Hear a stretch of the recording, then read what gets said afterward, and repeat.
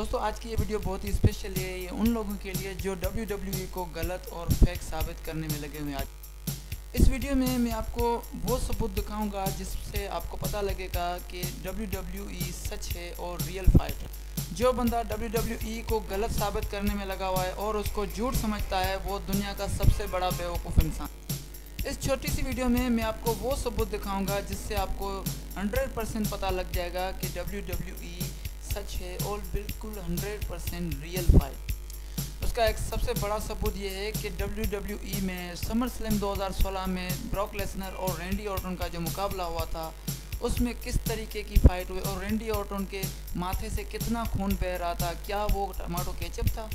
क्या वो झूठ था?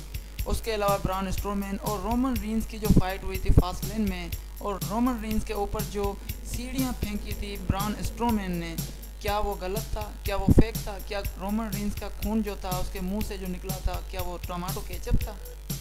उसके अलावा जो बाकी सबूत हैं वो इन तस्वीरों में मैं आपको आज की इस वीडियो में बताऊंगा और आप उस तस्वीरों को देखेंगे तो आपको 100% यकीन हो जाएगा कि WWE 100% रियल फाइट है। तो दोस्तों इस स्लाइड शो को शुरू करते हैं।